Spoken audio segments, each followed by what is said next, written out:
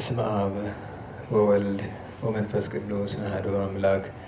በስመ አብ ወወልድ ወመንፈስ ቅዱስ አሐዱ አምላክ። በስመ አብ ወወልድ ወመንፈስ ቅዱስ አሐዱ አምላክ አሜን። ይትባረክ እግዚአብሔር አምላከ እስራኤል ወአምላከ አበዊነ ቅዱሳን ዘተሳሃለነ ወገብረ መድኃኒተ ለሕዝበ ዚአሁ። ይቅር ያለን ለወገኖቹ መድኃኒትን ያደረገ የአባቶች አምላክ የእስራኤል ፈጣሪ የምሕረት ጌታ ዘላለም ሥላሴ ከዚህ ሰዓት ከዚህ ዕለት ስላደረሰን ስለ ይቅርታው ስለ ምሕረቱ ከሁሉ አስቀድሞ ስሙ የተመሰገነ ይሆን። እንዴት ዋላችሁ? እንዴት ሰነበታችሁ? ቸርነቱ ምሕረቱ ይቅርታው ለዘላለም የባህሪ ገንዘብ የሆነ ቸሩ መድኃኔ ዓለም የባህሪ አባቱ አብ የባህሪ ሕይወቱ መንፈስ ቅዱስ ለአምላክነቱ እንደሚገባ እናታችን እመቤታችን ድንግል ወላዲተ አምላክ እማምላክ ማርያም ወላዲተ አምላክ እንደመሆኗ ቅድስት ቤተ ክርስቲያን ቅዱስ ዕፀ መስቀሉ እግዚአብሔር ያከበራቸው ቅዱሳን ሁሉ ስማቸው የተመሰገነ ይሆን። እንኳን አደረሳቸው። እግዚአብሔር አምላካችን ከብርሃነ ልደቱ በረከትን ሰላምን ከፍሎ ከብርሃነ ጥምቀቱ በሰላም ያደርሰን። ጉባኤያችን በቸርነቱ ይቀድስልን። እንግዲህ ምናልባት አቀማመጣችን ያው ላይመች ይችላል፣ ግን ሁሉም እስኪለመድ ድረስ ነው እና ወንበሮች ማቶኔላ ላይ ሲሆኑ ሊጎዱት እንደሚችሉ ስለሚታመን ለዚያ ነው እንደዚህ ማድረግ የተፈለገው። ስለዚህ ያው ከተቻለ ስትጠየቁ ጮክ ብላችሁ መመለስ ነው። እኔም ወደ ግራም ወደ ቀኝም እየዞርኩ ለማስተማር ሞክራለሁኝ። ስለዚህ ያው መልመድ ነው። ያው እዚህ በነበሩን ዓመታት በተለያየ መንገድ ስንማማር ቆይተናል። እግዚአብሔር በወደደው መንገድ አሁንም ቸሩ መድኃኔዓለም እስከፈቀደው ቀን ድረስ የምንቀጥል ነው የሚሆነው።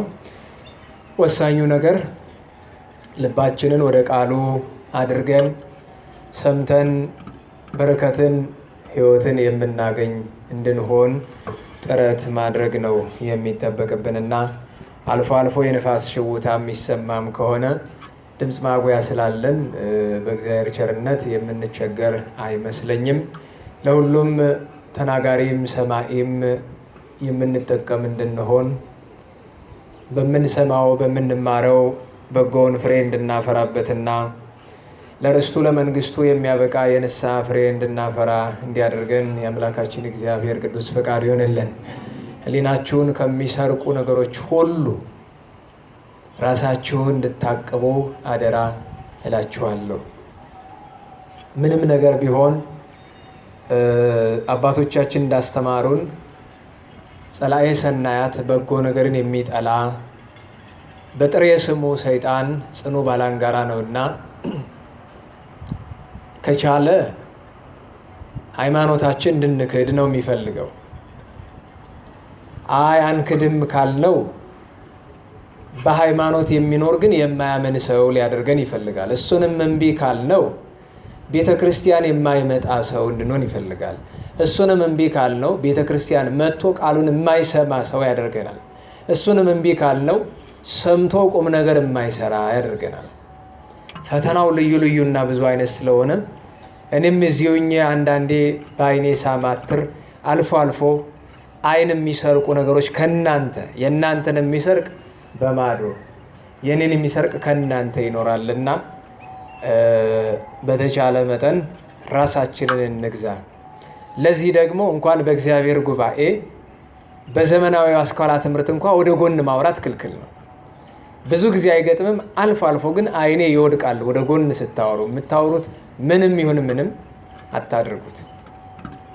ምክንያቱም የእግዚአብሔር ቃል በሚነገርበት ጊዜ ይሄ የንጉሱ የእግዚአብሔር አደባባይ ነውና በንጉስ አደባባይ የንጉስ ደብዳቤ እየተነበበ ኮሽታ የሚያሰማ የሚስቅ የሚናገር ቢኖር ፍርዱ አንድ ነው፣ አንገቱ ይቆርጣል። ለምን? ሀገርን የወከለ ሀገርን የሚመራውን ንጉሱ የጻፈውን ቃል አቃሏልና ፍርዱ ሞት ነው። ስለዚህ ነገር በቅዳሴ ሰዓት ዲያቆኑ ካህኑ ዘኮነ ንጹሐ ይንሳ እምን ቁርባን ወዘኢኮነ ንጹሐ ይንሳ፣ ንጹሕ የሆነ ከቁርባኑ ይቀበል፣ ንጹሕ ያልሆነ ግን አይቀበል፣ በመለኮት እሳት እንዳይቃጠል ብሎ ካህኑ አዋጅ ሲናገር ዲያቆኑ ተከትሎት እመቦዛ አስተሐቀረ ዘንተ ቃለ ቀሲስ፣ ይህን የካህኑን የቀሲሱን ቃል ያቃለለ አውዘ ተናገረ፣ በቤተ ክርስቲያን ውስጥ ነው ወሬ ያወራ ካለ አውዘ ሳቀ፣ የሳቀ ቢኖር ገና ከመነሻው ፍርዱን ቅዳሴ ሲገባ ተናገሩታል። ለያይምር ወይ ጠይቅ፣ ይህንን ይወቅ ይረዳ። ጌታችን ኢየሱስ ክርስቶስ እንዳሳዘነው ግዕዙ ከመያምኦ ነው የሚለው፣ እንደሚያስቆጣው ለፍርድ እንደሚያነሳሳው ይወቅ ይረዳ። ሐዘን ያለው ቁጣው እንደሆነ እንድታውቁ ወአንሳሳ ላይ ሊሁ በጌታው ላይ በክፋት እንደተነሳ ይወቅ። ህየንተ ቡራኬ መርገመ በረከት ላገኝ ብሎ የመጣው መርገምን፣ መርገም ማለት ሌላ አይደለም። ሁሩ ምኔ ርጉማን እናንተ የተረገማችሁ ወደ ገሃነመ እሳት ሂዱ የሚል መርገምን እንደሚቀበል፣ በረከትን ማለት ቃለ በረከት ማለት ንኡሃቤ ቡሩካኑ ለአቡዬ አባቴ የባረካችሁ ለመንግስቱ የመረጣችሁ በመባል ፈንታ ቤተ ክርስቲያን ውስጥ በእግዚአብሔር ጉባኤ በቅዳሴ ጊዜ የሚስቅ የሚያወራ ቢኖር እንደ ምድራዊ ንጉሥ የሥጋ ሞት አይደለም። ህየንተ ቡራኬ መርገመ ስለ ቃለ በረከት ንኡሃቤ ስለ መባል ፈንታ መርገም ማለትም ሁሩ ምኔ ወደ ገሃነመ እሳት ከኔ ሂዱ የሚል መርገምን ይሰማል። ይነስማ በእግዚአብሔር ከእግዚአብሔር ዘንድ ይህን ነው የሚቀበለው ይላልና ይህንን ያክል ጽኑ ፍዳ አለውና ቅዳሴም ስታስቀድሱ ኪዳንም ስታደርሱ የምታደርሱ ከሆነ ነው እሱም የምታስቀድሱ ከሆነ የእግዚአብሔር ጉባኤም ስትመጡ ወደ ግራ ወደ ቀኝ አታውሩ ብቻ ሳይሆን አትመልከቱ። ባንቃይዶ ህሊና በተሰበረ ልቡና እግዚአብሔርንና የሰራነውን ኃጢአት እያሰብን ልንኖር ይገባል። ይህንን ያለ ነገር እንዳላልኩት መቼም ትረዳላችሁ።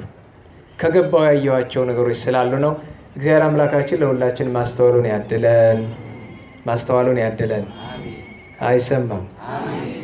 ለዛ ነው ቅድም የኔ በድምፅ ማጉያ ታግዞ ይሰማችኋል፣ እናንተ ግን ረጅም መስመር ላይ ስለተቀመጣችሁ አይሰማኝም እንዳልመለሳችሁልኝ እንዳይመስለኝ ነው። ትንሽ ጮክ ስትሉ ደግሞ ነቃ ትላላችሁ። ሰውነት ኃይል ሲጠቀም ይነቃል፣ በጣም ኃይሉ ሲበዛ ደግሞ ይደክማል። ትምህርታችን መደበኛዊ ነገረ ቅዱሳን ትምህርት ነው። ዝክረ ቅዱሳን ዘደብረ ገነት አጣጣሚ በዚሁ ስፍራ እግዚአብሔር በፈቀደው መንገድ እንደ ወትሮው እንቀጥላለን። ለዛሬ በኦሪት ዘፍጥረት ምዕራፍ 4 ቁጥር 9 ላይ ያለውን በዘፍጥረት 4 ያለውን ታሪክና በዘፍጥረት 4:9 ላይ ያለውን ማንሻ አድርገን ጥቂት ተነጋግረን የሁለቱን ሳምንታት ዝክር ለማንሳት ነው የምንሞክረው። ዛሬ እንደምታውቁት በቤተ ክርስቲያን ትምህርት በግጻዌና በስንክሳር ተጽፎ እንደተመለከትነው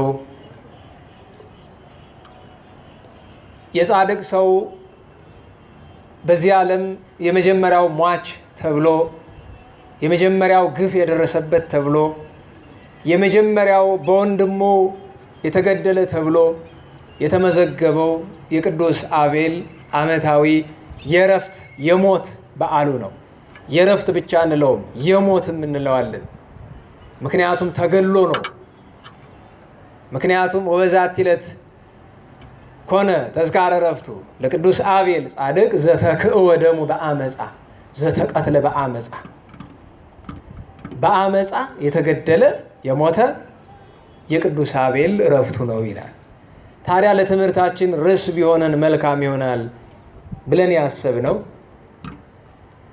አይቴ ሃሎ እሁከ አቤል ወንድም አቤል ወዴት ነው ወይም ለእኛ በሚረዳን ወንድምህ ወዴት ነው በሚለው ጥቂት እንነጋገራለን። ዓላማችን ታሪኩን ተርከን በረከቱን አግኝተን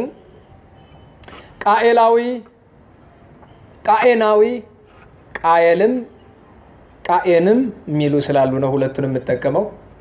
ቃየላዊም ቃኤናዊም ላለመሆን የእሱ ትርፍ የእሱ ምግባር ፈጻሚዎች የእሱ ተግባር ፈጻሚዎች ላለመሆን ይህንን ትምህርት እንማራለን። ወንድምህ አቤል ወዴት ነው ብሎ የጠየቀ እግዚአብሔር ነው። ዛሬም ሁላችን እንዲጠይቀን እየጠየቀንም ነውና መልስ እንድናዘጋጅ ወንድምህ ወዴት ነው ስንባል መልስ እንዲኖረን ነው። ምክንያቱም ቃየን ይህ ጥያቄ ሲቀርብለት የመለሰው መልስ እንኳን ለእግዚአብሔር ለሌላ ሰው ለተርታ ሰው አይመለስም። የሰው ልጅ አመፀኛ ሲሆን መልሱ ቦኑ አነ አቃቢሁ ለአቤል፣ በውኑ እኔ የአቤል ጠባቂ ነኝ? እኔ የአቤል እረኛ ነኝን ብሎ መልሷል። ምን አገባኝ በሉ እስቲ በደንብ በሉት።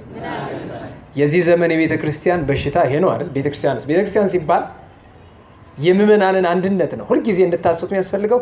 ቤተ ክርስቲያን ችግር አለ፣ ቤተ ክርስቲያን እንደዚህ ነው ስንል ቤተ ክርስቲያን እያለን የምንጠራው የእኛን አንድነት ነው እንጂ ከፊት ለፊታችን የምናያትን ሰማያዊት ብርህት ንጽሕት ልዕልት አማናዊት ቤተ ክርስቲያንን አይደለም። የእኛን አንድነት ነው ቤተ ክርስቲያን እያለን የምንወቅሰው እንጂ ይህቺ አሐቲ ቤተ ክርስቲያን ወቀሳ ከሰሳም የለባትም። እንደ ሀገርም እንደ ዓለምም ትልቁ ችግራችን እኔ ምን አገባኝ። በእርግጥ የማያገባን ነገሮች አሉ። ሁልጊዜ እላችኋለሁ፣ ደግነቱ ያው ብዙ አትሰሙም እንጂ በአንዳንድ ጉዳዮች ላይ ጣልቃ ከመግባታችን አስተያየት ከመስጠታችን በፊት ሁለት ጥያቄ እንጠይቅ። በመጀመሪያ ያገባኛል ወይ፣ ሁለተኛ ይገባኛል ወይ ብለን እንጠይቅ። ለምን አንዳንዴ ላያገባንም ይችላል። የዚህ ትምህርት ዓላማ በሚያገባን ነገሮች ላይ እንዲያገባን ነው እንጂ በማያገባን ነገር አያገባንም። ለምሳሌ በአሜሪካ ፕሬዝዳንታዊ ምርጫ ባይደን እንዲመረጥ ስንል ነበር አይደለም? ብዙ ኢትዮጵያውያን ምን አገባን ምን ጣልን። በእርግጥ ማንክደው ማንም ይመረጥ ማንንም ለኢትዮጵያ እንደማይረባ እናውቀዋለን። ከበጣም ክፉና ክፉ ለመምረጥ እኛ አያገባንም ከሚለው ባሻገር የአሜሪካ ፕሬዝዳንታዊ ምርጫ አይገባንም ሲጀምር። በነገራችሁ ላይ ስለ አሜሪካ ፕሬዝዳንታዊ ምርጫ ትክክለኛውን ሕግ የሚያውቅ እዚህ መካከል ቢኖር በእርግጠኝነት የፈለገውን ነገር እናደርግለታለን። እንኳን እኛ አሜሪካን ውስጥ ያሉ ጥቂት የማይባሉ ፖለቲከኞች የአሜሪካን የምርጫ ሕግ አያውቁትም። ፕሬዝዳንት እንዴት እንደሚመረጥ ለማወቅ በጣም ከባድ ነው።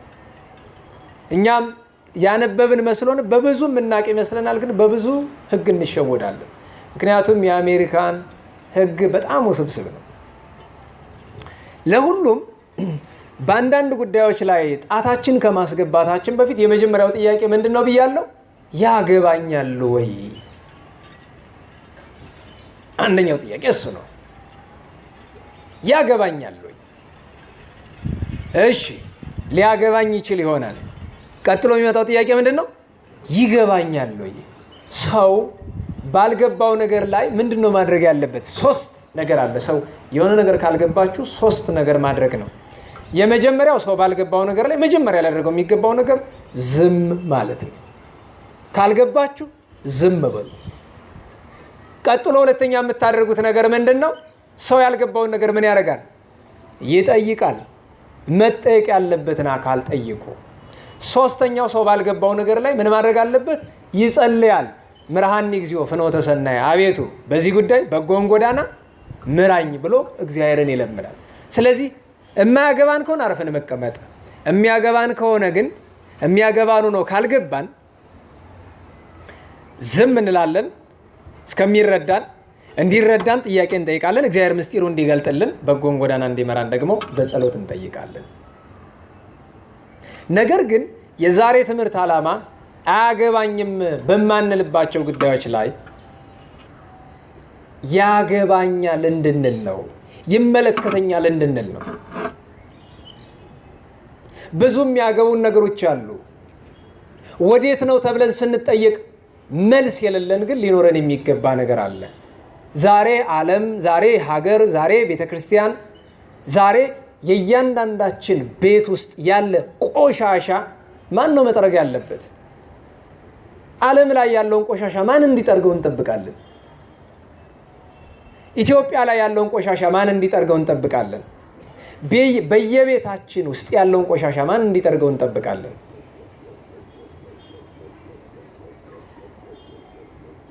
አገባኝም በማለት ልናመልጥ አንችልም። ጌታ ተናግሯል። ኢይምሰልክሙ ዘታመስጡ እንዲህ አይሁድ እኛ እኮ የአብርሃም ልጆች ነን በማለት ለማምለጥ ይፈልጋሉ። እኛም አያገባንም በማለት የኔ ጉዳይ አይደለም በማለት ልናመልጥ የማንችልባቸው ብዙ ጉዳዮች አሉ። በቤተሰብ፣ በባልንጀራ፣ በስራ ቦታ ተጠያቂዎች ነን። ምን አገባኝ? ለምሳሌ መስሪያ ቤት ላይ አንዱ ባልደረባ ኃጢአት ሲሰራ አይመለከትም? እንዴት ዋላችሁ? ኧረ እንዴት ዋላችሁ? የስራ ባልደረባ ኃጢአት ሲሰራ አይመለከተኝም?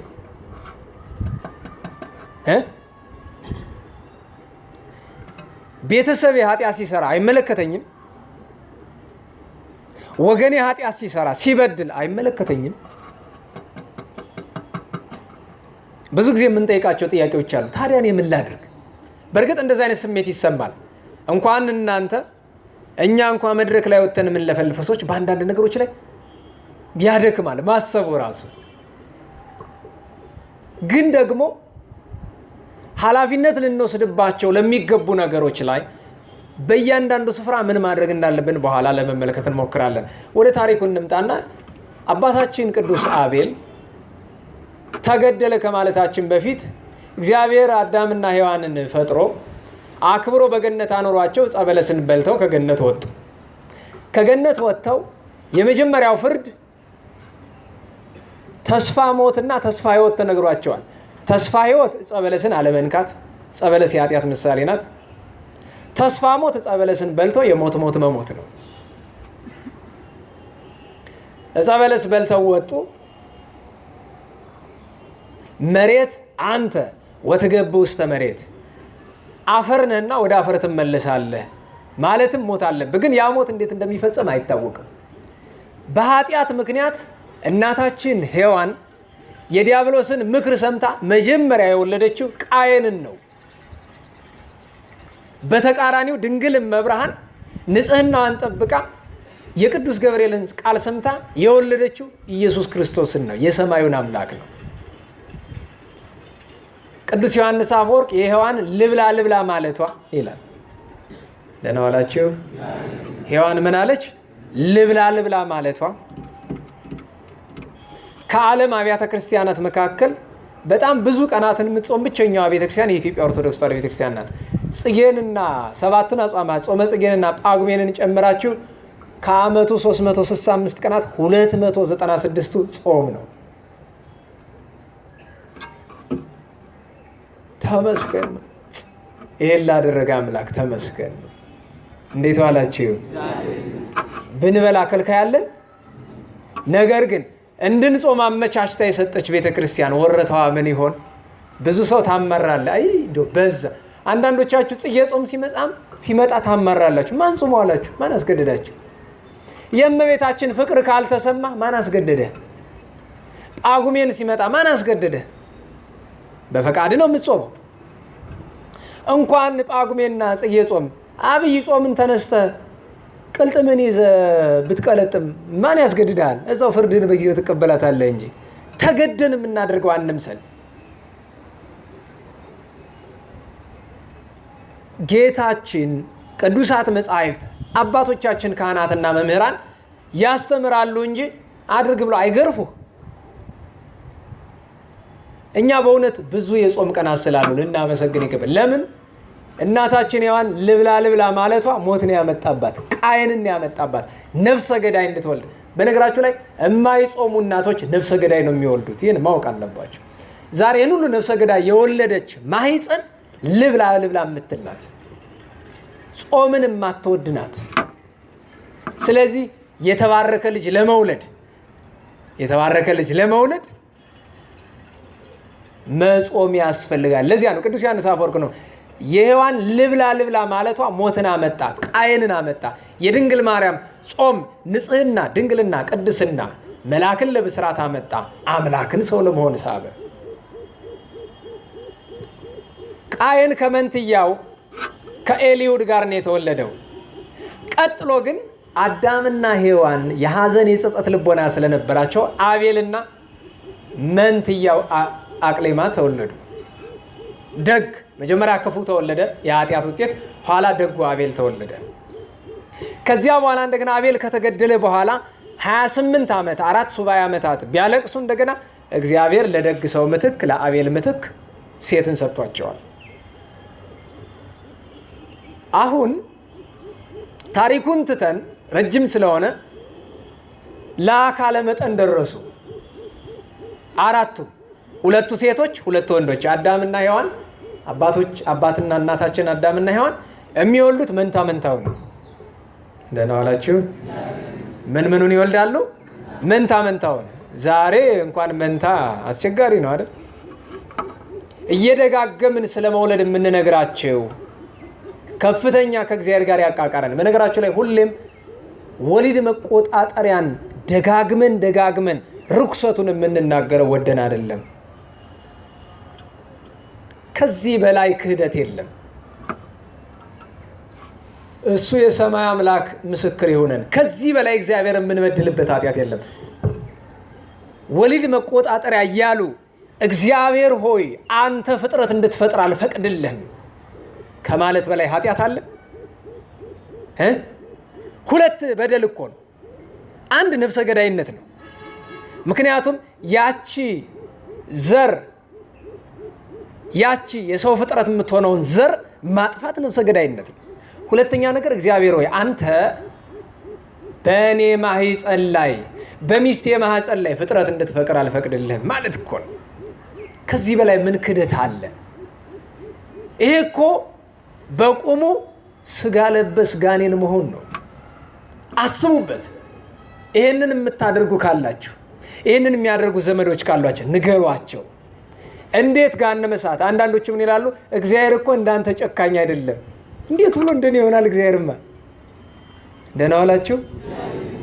እግዚአብሔር እንደማንም ፍጡር ሊሆን አይችልም። እግዚአብሔርማ እግዚአብሔር ነው። ነገር ግን በቅዱስ ጳውሎስ አድሮ ነፍሰ ገዳዮች የእግዚአብሔርን መንግስት ከቶ አይወርሱም ብሎ የተናገረ ማን ነው? ንገሩኝ። እግዚአብሔር ነው ያለው። ይሄን ነፍሰ ገዳይ የእግዚአብሔርን መንግስት አይወርሱም ጨርሶ። ይሄን ማወቅ አለብን። 2ኛው አስራት ናት። ሌላ ጊዜ እንመለስበታለን። አዳምና ሔዋን ይወልዱ ነበረ። ኋላ ለአካለ መጠን ደረሱ፣ ለጋብቻ ጊዜ ደረሱ። አዳም አባታችን ተጨነቀ። መጋባት አለባቸው፣ ግን የአንድ እናት አባት ልጆች ናቸው።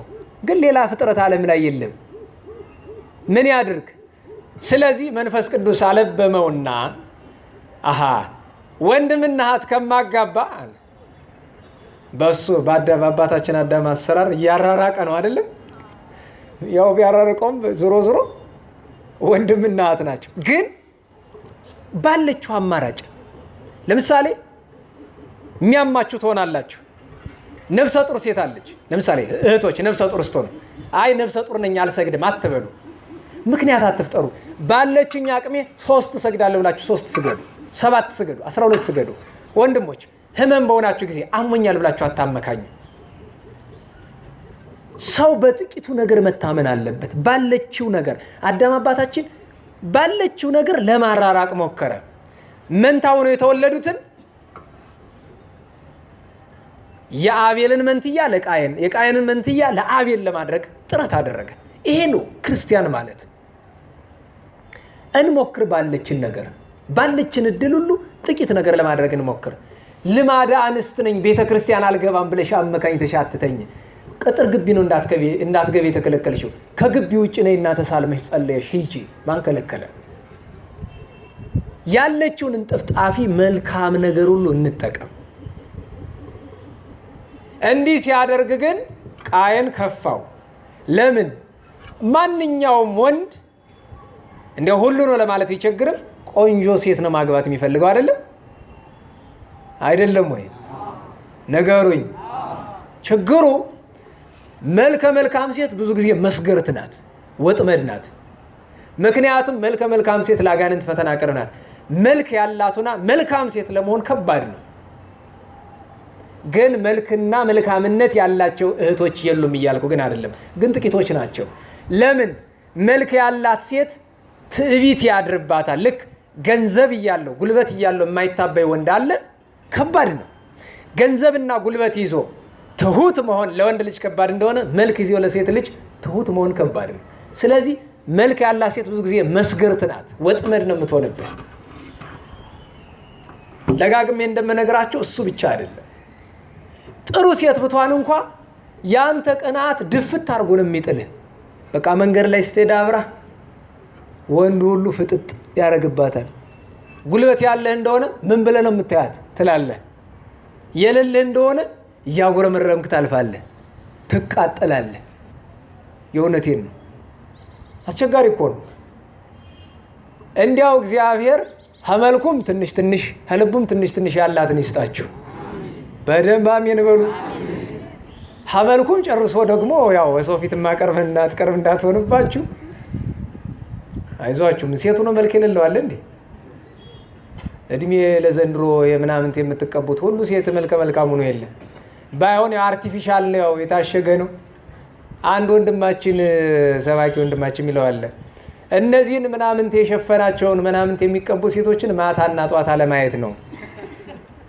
ወይ ደግሞ ሲያለቅሱ አይታቸዋል። እንደዚህ አይናቸው ምናምንት የሚቀቡት ሲያለቅሱ ከእንባቸው ጋር ጥቁር ነገር ጥልል እያለ ይወርዳል እዚህ እና እኔ ያሳዝናል በእውነቱ። እኔ እንደዚህ ታደርጋላችሁ? ምንም አትቀቡ። የእውነቴን ነው። እግዚአብሔር ቀብቶ ነው የፈጠራችሁ። መቀባት ተፈለጋችሁ ደግሞ ቅባ ቅዱስ ተቀቦ ካህናት መጣችሁ እንጂ ሌላ አትቀቡ። ይቅርባችሁ። አትቀቡ ስላችሁ አስፈላጊ የሆነውን ማለት አይደለም። አስፈላጊ የሆነ ይኖራል። ለምሳሌ በቃ እንደዚህ ለብርድ የምትቀቡት አካል በጣም እንዳይደርቅ። ምክንያቱም ሴት ልጅ በልማድ ሰውነቷ በተፈጥሮ ለስለስ ማለት ስላለበት ደግሞ እንደ ወንድ ሸካራ አካል ይዘሽ የሚያገባሽ አታገኝም። ለስለስ በሉ፣ ችግር የለውም። እሱ ግን አታብዙት ነው።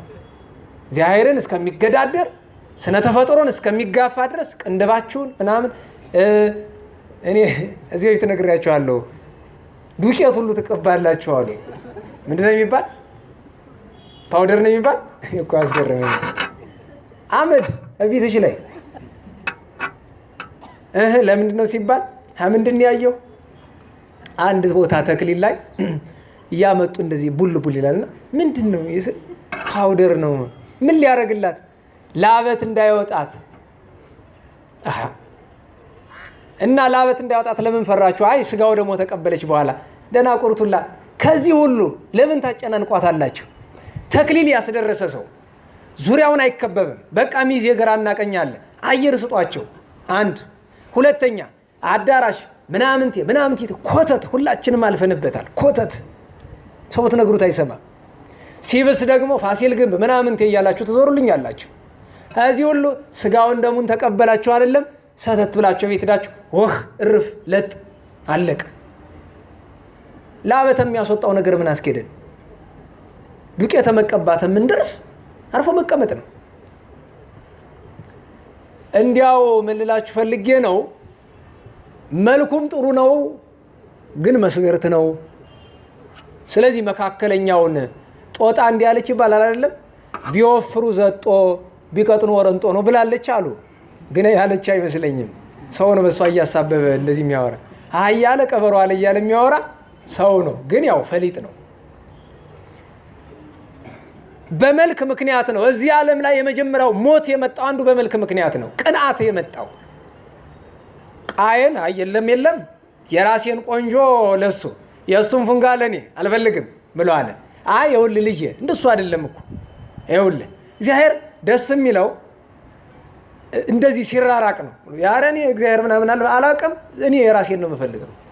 አባታችን አዳም በልሽ እንግዲህ እውነቱን ማወቅ ከፈለጋችሁ መስዋዕት አቅርቡ ለእግዚአብሔር። እግዚአብሔር መስዋዕትን የተቀበለለት አሁን ሴት ለማግባት ሁሉ መስዋዕት ግን ስርዓት ለማስተማር ነው። መስዋዕት ሲያቀርቡ አቤል የዋ ነው። በእውነት አቤል አባታችን እኮ ያችን ቆንጆዋን ኤልዮድን ማግባት ፈልጎ አይደለም፣ አባት አድርግ ስላለው ብቻ ነው። ጨንቆት አይደለም። ይሄ ነገር አላስጨንቀው። የአባቱን ፈቃድ ለመፈጸም ግን እግዚአብሔርንም ለማስደሰት መስዋዕት ምን አቀረበ? እግዚአብሔር ንጹሕ ባህሪ ነው። ንጹሕ ነገር ይፈልጋል። እችን ነገር እንዳትረሷት። እግዚአብሔር ምንድነው? ንጹሕ ባህሪ ነው። ምን ይፈልጋል? ንጹሕ ልብና ንጹሕ መስዋዕት ይፈልጋል። ንጹሕ ነገር እንደው ዝም ብለህ ያገኘውን አሰስገሰስ ማምጣት አይደለም።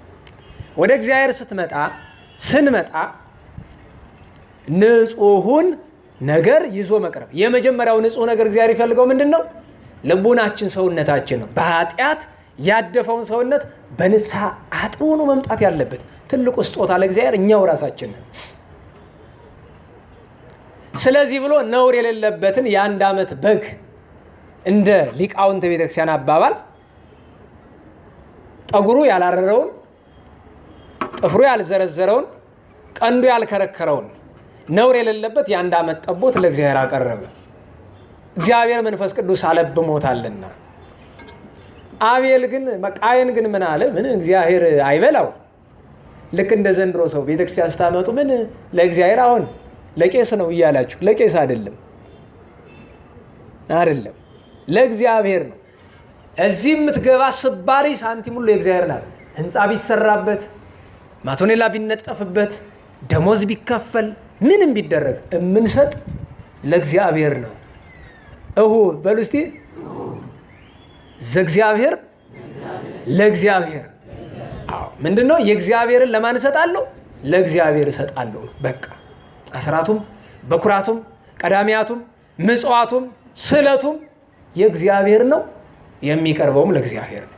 ከዚያ እግዚአብሔር እንደወደደ ለካህናትም ደሞዝ ይሁን ለምንም ይሁን ለአገልግሎቱ ይውላል ማለት ነው። እግዚአብሔር አይመገበው ምን ያደርግለታል ብሎ ነቀዝ የመታውን እህል በእግዚአብሔር ፊት አቀረበ።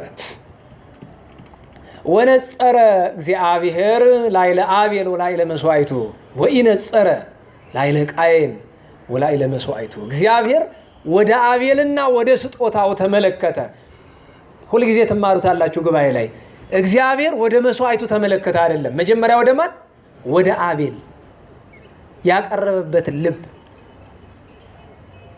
ቅድም አንዲት እህት መጥታ ጎዳና ያሉ ልጆችን ለማንሳት እየሰራው ነው እና አንዳንድ እገዛ ፈልጌ አለች። መልካም ስራ ነው፣ ጥሩ ነው። ሰናየ ገበርኪ እንዳለ መጽሐፍ መልካም አድርገሻል። ግን አንድ ነገር እንዳትረሱ፣ 100,000 ሚሊዮን ብር ብትሰጡ ለእግዚአብሔር ቁም ነገር አይደለም። እግዚአብሔር ከሰጣችሁት ይልቅ የሰጠንበትን ልቦና ነው የሚፈልገው። ጎዳና ላይ ሰው አንስተልኛል አይልም እግዚአብሔር። ለምን ብለን ለገንዘብ እርዳታማ ፈረንጅን የሚያክላል እንዴ? እንደና ዋላችሁ? አረ እንዴት ዋላችሁ? በደንብ በሉኝ። ፈረንጅ እርዳታ ይሰጣል። በቴሌቪዥን ዜና ትሰማላችሁ። እንትና የምትባል ሀገር ለኢትዮጵያ ይህንን ያክል ሚሊዮን ዶላር ደገፈች ይባላል አይደለም? ለምን? ልትጸድቅ ነው? እግዚአብሔር ለማስደሰት ነው? አይደለም። ከኢትዮጵያ የምትወስደው ብዙ ነገር ስላላት ነው። ስለዚህ እርዳታ ሳይሆን ምንድነው የሚባለው? የክፋት ስጦታ ይባላል። አንዳንድ ሰው አለ አይደለም? ልጋብዝ ብሎ ወስዶ ከጋበዘ በኋላ ስራ ውለታ ይጠይቃል። እንደዛ አይደል? ለምሳሌ ባለስልጣን ናችሁ እንበል ነው የላችሁም። እዚህ ምስኪን ነው ተጠራቅመ ያለ እዚህ ባለስልጣኑ የማይመጣም እዚህ ታውቁታላችሁ። ባለስልጣን ነው። ምን ያደርጋል? እግዚአብሔር ቤት እሱ ስልጣን አለው። ምክንያቱም ስልጣኑ ከገሃነመ እሳት ያድነዋልና፣ በምድር ከመቅሰፍት በሰማይ ከገሃነመ እሳት። አዎ ይሄ ካድሬነት ስልጣኑ ስለሚያድነው ምን ያደርጋል? እዚህ ኦርቶዶክሳዊ ባለስልጣን ቤተክርስቲያን አይመጣም። ምን ሊያደርግ እና ፈልጌ ይላችሁና ይጋብዛችኋል ወይ ስጦታ ነገር ይሰጣችኋል። በነገራችሁ ላይ አንድ ነገር ታዘቡ። የቤተክርስቲያን አገልጋይ፣ በተለይ አገልጋዮች፣ ሰንበት ተማሪዎችም ሌሎቻችሁ ከሰው ስጦታ ምንም አትቀበሉ። እውነት ልንገራችሁ፣ ብዙ ሰዎች ይማረራሉ። እንዲያው እዚህ በዝክረ ቅዱሳን አገልግሎት እንዲህ ያለ ስጦታ ወይ ድውሰድልኝ ወደዚያ። ለምን? አስከትሎ የሚያመጣት እኮ ተታጠፈ። ከሰው ስጦታ አትቀበሉ፣ ስጡ እንጂ ብዙ ጊዜ አትቀበሉ። መጽሐፍስ ምን አለ? ከሚቀበል ይልቅ ማን ነው ብፁዕ? የሚሰጥ ነው ብፁዕ። ስጡ፣ ከመቀበል ስጡ፣ እንስጥ። መስጠትን የመሰለ የለም። ግን እግዚአብሔር የሚፈልገው የምንሰጥበትን ልቦና ነውና ወደ አቤልና ወደ መስዋዕቱ ሲመለከት ወደ ቃየንና ወደ መስዋዕቱ አልተመለከተም። የአቤልን መስዋዕት እንደተቀበለ እግዚአብሔር ቃየን ሲያውቅ አኮረፈ፣ አባቱን አኮረፈ፣ ወንድሙን አኮረፈ። ቀጥሎ ደግሞ እግዚአብሔርን አኮረፈ። አኩርፎ ሲሄድ፣ በነገራችሁ ላይ ቤተክርስቲያንን አታኩርፉ። እንዲያው ሲሆን ወንድም እህትንም አታኩርፉ። ሲብስ ግን እግዚአብሔርን አኮረፍኮ ማለት ከሰይጣን ኪስ ይደገባ ማለት ነው። አንድ ማስረጃ ልስጣችሁ። የዛሬ 13 ዓመት የተሐድሶ እንቅስቃሴ ጎንደር ላይ ሲፈነዳ ተሐድሶነትን ከሚያቀነቅኑ መናፍቃን ዛሬ ገመሬ መናፍቃን ከሆኑት ሰዎች መካከል አንዱ ከኛ ጋር ይሰብክ የነበረ ወንድም ነው። ታውቁታላችሁ ብዙዎቻችሁ። እዚያ መንበረ መንግስት ላይ ወደ ምንፍቅናው የገባው አኩርፎ ነው፣ አቅዶት አይደለም። መጀመሪያ ማን እንዳኮረፈ ታውቃላችሁ? ልጁ ህመም አለበት፣ የስነ ልቦና ችግር አለበት። እውነት ለመናገር ሴቶች ለጋብቻ ሲጠይቃቸው ኢንጂነር ምናምን ተብሎ በጣም ትልቅ ስልጣን ላይ ተቀምጦ እንኳን አይፈልጉትም። እኔ ለምን እንደሆነ አንዳንድ እንጃ ሴቶች በጣም እምቢ ይሉታል። የሰይጣን ስራ ግን ልክ መናፍቅ እንደሆነ የሚያገባትን ሴት አገኘ። ግን የሚገርማችሁ ነገር ሰይጣን መጀመሪያ ያጠመደው በሱ ነው። በዚህ የስነ ልቦና ችግር ውስጥ እያለ ታሞ ሐኪም ቤት ይገባል። 2 ጊዜ ቀዶ ጥገና ሲደረግለት አንድም ሰንበት ተማሪ ሄዶ እግዚአብሔር ይማር አላለው። የሚገርማችሁ ግን አብዛኞቻችን አልሰማንም። እኔ መናፍቅ ከሆነ በኋላ ነው ኦፕራሲዮን ተደርጎ ነበር። በዛ ወቅት ላይ እነዚህ ሰንበት ተማሪዎች ታምሜ እንኳን ማይሆኑኝ ሚስት አጥቼ ስሰክር እንኳን ዞር ብሎ ያላዩኝ ብሎ መጀመሪያ ሰንበት ትምህርት ቤቱን አኮረፈ። ይሄን ሁሉም ማውቀ በኋላ ነው። ትንሽ ቆይቶ ኩርፊያው ወደ ቤተክርስቲያን ላይ አድጓል። ግን ኦርቶዶክስ ቤተክርስቲያን ለኔ ጥቅሟ ምንድነው እያለ ማሰብ ጀምሯል። በመሃል አንዱ መናፍቅ ይመጣና ጓደኛ መስሎ ያኔ መሰለ ሰባኪ የምንለው ልጅ ጠልፎ ወሰደው። ዛሬ በረከሰ የምንፍቅና ህይወት ውስጥ የምንፍቅና ኑሮ ውስጥ የሚኖር ሰው ሆኗል። ኩርፊያው በነገራችሁ ላይ በመጀመሪያ ደረጃ ከሰው ምንም አትጠብቁ። እናንተንም ማስተምራችሁ ነገ ስታመም እንድትጠይቁኝ ነው። እንዴት ዋላችሁ? 10 ምናምን አስተምራችሁ መች ጠይቃችሁኝ ታውቃላችሁ? አታውቁም። ከባድ ነው። ደግሞ ከሰው እንደምትጠብቁ ካወቀ ሰይጣን የሰውን ልብ ያጠመዋል። ከሰው የምትፈልጉትን ነገር እንዳታገኙ ነው የሚያደርጋችሁ። ምንም ነገር ከፈለጋችሁ ከማን ነው መፈለግ? ንገሩኝ። እሱንም እንደ ፈቃዱና እንደ ጊዜው፣ እሱ እንደወደደበት ጊዜና እንደ ፈቃዱ ያንን ማሰብ። አኩርፎ ሲሄድ ከመንገድ ሰይጣን አገኘው። ጓደኛ መስሎ ፖለቲከኛም በሉት መናፍቅም በሉት ከሃዲም በሉት የሚቀርባችሁ ጓደኛ መስሎ ነው። ዛሬ በመንፍቅናውም በክደቱም በፖለቲካውም በአረመኔነቱም ያሉ ሰዎች ወደዛ የወሰዷቸው ጓደኛ መስለው ነው፣ መልካም ሰው መስለው። አንድ እውነት ልንገራችሁ፣ አረመኔ የሆኑ ፖለቲከኞችና ቤተክርስቲያንን የሚዋጉ መናፍቃን ስህተት መሆናቸውን ያውቃሉ። ግን መውጫ ቀዳዳ የለም። በሰይጣን ጥርስ ውስጥ ገብተዋል። የልክ ኑሮ ነው የሚኖሩት እንጂ አንዳንዶቹ እውነቱ ጠፍቷቸው እንዳይመስላቸው። ለዛ ነው ኦርቶዶክስ ሀገር ናት እያለ በ2 ዓመት 50 ቤተክርስቲያን እንዲቃጠል የሚፈቅድ ሰውየው። ሀገር ናት ይልሃል አይደለም? ይሄ እውነቱ ነው። ከሀገርም በላይ ናት ኦርቶዶክስ ቤተክርስቲያን። ሀገር ብቻ ሳይሆን ከሀገርም በላይ ናት። ግን ሀገር ናት እያለ ምዕመኖቿ እንዲፈጁ፣ አብያተ ክርስቲያናቶቿ እንዲቃጠሉ ይፈቅዳል። አያችሁ፣ እውነቱን አለማወቅ አይደለም። በሰይጣን ጥርስ ከተገባ በኋላ ከባድ ነው። ምን ሆነ ነው አለው። አባቴ ቢያዳላ በእኔ ላይ ደግሞ ይባስ ብሎ እግዚአብሔር ቢያዳላ በእኔ ላይ አለ። አዳይ ያደረጋቸው፣ ስርዓትን በነገሩት አዳይ ያደረጋቸው። እንዴ ቀላል እኮ ነው አለው። አንዳንድ ጊዜ ቀላል ነው ሲሏችሁ ወይድልኝ በሉ እስቲ። አዎ አንዳንዱ ሰው ደግሞ ሁሉን አይደለም፣ እኔን ደግሞ እንደዛ እንዳትሉኝ። አንዳንዱ ሰው በጣም ፈተና ከብዶት በጣም ምርር ብሎ ብዙ ኃጢአት ሰርቶ ሲመጣ አይዞ ይሄ እኮ ቀላል ነው እላለሁ። ለምን? ለማጽናናት። ኋላ ቀስ ብሎ ልቡ ሲረጋጋለት አይ ቅድም እኮ ቀላል ነው ያልኩ እንድትረጋጋ ነው እንጂ ቀላልማ አይደለም ትለዋለህ ደግሞ በጊዜው። ግን አንዳንዶቹ ቀላል ነው እኮ ሲሏችሁ ምኑ ነው ቀላል ትላላችሁ፣ ታዩአችኋላችሁ። ከመጽሐፍ ጋር የሚስማማ ከሆነ ነው ትላላችሁ፣ የማይስማማ ከሆነ ወይ ድልኝ ነው። ቀላል እኮ ነው አለው። ምኑ አለው እንዴ አንተ ችግርህ መንትያ ማግባት አይደል? ቀላል እኮ ነው ሲለው ማገለው እሱ አለው። ምን ማገለው ምንድነው ደግሞ መግደል? አያውቅም። መግደልማ ማለት አቤል እዚህ ዓለም እንዳይኖር ማድረግ ነው። ከዛ በኋላ ሁለቱንም ታገባለህ። ቀላል ነው አለው። እንዴት ነው እስቲ ያሳየኛለሁ። አንዱ ሰይጣን አሞራ መስሎ፣ አንዱ ሰይጣን ሰው መስሎ በድንጋይ አናቱን ብሎ አሞራው ወድቆ የሞተ ሲመስል ተመለከተ። ለካ እንዲህ ያለ መፍትሄ አለ ብሎ አለ። የልቡን በልቡ ቋጥሮ ወደ አቤል ሄደ። ወንድሜ አቤት ናስቲ እንናፈስ። እሺ በነገራችሁ ላይ አቤል ሊገድለው እንደሚፈልግ መጠርጠር አያቅተው። ሲወስደው የሚያወራው ወሬ የሚያናገረው ነገር ሁሉ እንዲጠረጥር ያደርገው ነበር። ነገር ግን አቤል አንድ ነገር ነው የመረጠው፣ የዋህነትን መርጧል። ለዚያ ነው አባ ሕርያቆስ እመቤታችንን የዋሃቱ ለአቤል ዘተቀትለ በአመፃ ወንድሙ አመፀኛ ሆኖ የገደለው የአቤል የዋሃት አንቺ ነሽ ብሎ ያመሰግናት። ለምን ቢሉ አንድም አቤል በየዋህነት የሞተው የዋህነት ዋጋ እንደሚያሰጥ ስለሚያውቅ ነው።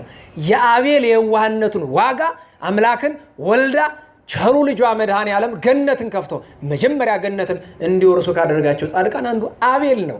አንድ ሌላ የዋህነትን ከየዋህነት ሲያነጻጽር እመቤታችን የዋሂት ርግብ ናትና የእሷ አባቶችም የዋሃን ናቸውና የዋሃቱ ለአቤል ይላታል። በየዋህነት ሄደ። ከዚያ እሸቱን ከበሉ በኋላ ውሃን ጠጣ ብሎ ሲሄድ ወንድሜ ሆይ አንተ ቀድመህ ጠጣ አለው። ቃየን እንደ ስርዓቱ ቀድሞ መጠጣት ያለበት ትልቅ ነው ትንሽ ነው? ትልቅ ነው አይደለም? ቀድመህ ጠጣ ሲለው ክፋት እንዳሰበ መጠርጠር አላቃተው። ነገር ግን ወንድሜን ከምጠረጥረው አመኘው የሆነብኝ ቢሆንብኝ ይሻላል ብሎ ተጎንብሶ ሊጠጣ ሲል ትልቅ ድንጋይ አንስቶ አናቱ ላይ ጣለበት። አናቱ ተፈጠፈጠ፣ ገደለው። ወዲያው እንደገደለው ለጥቂት ደቂቃ ደስ አለው። ለምን? ሁለት ሴት ሊያገባ ነው በአንድ ጊዜ። በነገራችሁ ላይ እግዚአብሔር የኃጢአትን መራራነት የምናውቀትን ልቦና ይስጠን። ኧረ ተው አሜን በሉ። ምክንያቱም ብዙዎቻችን የኃጢአትን ምሬቷን አናውቀው። እንዴት ደም እንባ እንደምታስለቅስ አናውቀውም። ጸጸቴን አትንሳኝ ይላሉ አባቶቻችን። እንዴት ሰው ኃጢአት ሰርቶ ዘና ብሎ እንዴት በሰላም ይውላል? ይህ እኮ ማለት መንፈስ ቅዱስ የተለየው ሰውነት፣ ጠባቂ መልአኩ የራቀው ሰውነት ኃጢአት ሰርቶ ምንም አይመስለው። ወንድምህን አስቀይመህ እግዚአብሔርን በድለን እንዴት ምንም ሳይሰማን ይውላል? በሞቴ ጥቂት ደስ አለው። በደስታ ሲሄድ ነው እግዚአብሔር ከሰማይ ሆኖ ቃየን ሆይ አይቴሃሎ እሁከ አቤል ወንድምህ አቤል ወዴት ነው ብሎ ጠየቀ። ወዴት ነው? ጥያቄ ነው። እግዚአብሔር ሁላችንም ሊጠይቀን የሚገባ የሚጠይቀውም ጸሎት ይሄ ነው። ወንድምህ አቤል ወዴት ነው? ቅድም እንሻለ ያልኩትን ነገር አሁን መጠቅለያ ያላደርገው። ወንድሞቻችን እህቶቻችን የት ናቸው? እስኪ እንደው በሞቴ አሁን ዝክረ ቅዱሳን እንደዚህ ለምሳሌ አባታችን አባ ገብረ ኪዳን ጉባኤ ብዙ ሰው ይማራል አይደለም? ግን ጎንደር ከተማ ውስጥ ካለ ኦርቶዶክሳዊ ምእመን አንጻር የአባታችን ጉባኤ ላይ የሚማረው ሰው በቂ ነው? እንኳን በቂ ከጎንደር ከተማ ኦርቶዶክሳዊ 1% አይሆንም እኮ። ኧረ ምን 1% 0 ነጥብ ምናምን አይሆንም። ይሄ ግቢ አባታችን ሲያስተምሩ ቢሞላ ከጎንደር ህዝብ 0.9% አይሆንም። እንኳን ከህዝቡ ከኦርቶዶክሳዊ ከ800 ሺህ በላይ ነዋሪ አለ ይባላል። 81.9% ኦርቶዶክሳዊ ነው ይባላል። እና ስላው ከተባለ ከ600 ሺህ እስከ 700 ሺህ የሚጠጋ ኦርቶዶክሳዊ ካለ የት ነው ያለው? ከኛ እይታ ውጭ እኮ አይደለም። አራዳ ላይ የሚሰራው ኃጢአት በሙሉ አራዳ ለምንኖር ሰዎች እዳችን ነው። ፒያሳ ላይ የሚሰራው፣ ብልኮ የሚሰራው፣ ቀበሌ 18 የሚሰራው፣ ቸቸላ የሚሰራው፣ የትም ቦታ የሚሰራው ለሚሰራው ኃጢአት ካህናት ብቻ አይደሉም፣ መምህራን ብቻ አይደሉም የሚጠየቁ፣ እያንዳንዳችን እንጠየቃለን። ወንድም ሲበድል ዝም ብለህ ብታየው አንተ የበደሉ ተሳታፊ ነህ። እንደው የእግዚአብሔርን ሕግ እናቆየውና በመንግስት ሕግ መሰረት ወንጀል ሲሰራ ዝም ብሎ ማየት ይቻላል? እንዴት ዋላችሁ? ኧረ እንዴት ዋላችሁ? ወንጀል ሲሰራ ዝም ብሎ ማየት ይቻላል? ያስቀጣል እኮ ያስጠይቃል። እንኳን በእግዚአብሔር ሕግ። ለዚያ ነው በመስሪያ ቤት ያለው ወንድም እኔ ያስገርመኛል። መናፍቃንን እዩዋቸው። መስሪያ ቤት ላይ አንድ ፕሮቴስታንት ካለ ወይ አንድ ታድሶ ካለ የሆነች በራሪ ወረቀት አመጣው እስኪችን አንብባት ትጠቅማለች፣ ጌታን ተቀበል ይሏቸዋል አይደለም? እንደነ ዋላችሁ ጌታን ተቀበል ይላሉ። አንተ እስቲ እመቤቴን መጀመሪያ ተቀበል አትለው? ጌታን ያገኘው ነው በማን ነው ንገሩኝ እንጂ። ጌታን ከመቀበል ማንን መቀበል ይቀድማል? እመቤታችን መቀበል ይቀድማል። እሷን ሳያውቁ እሱን ማወቅ የለም። ድንግል ማርያምን ሳይቀበሉ ጌታ መቀበል የለም። በእሷን ያወቅ ነው።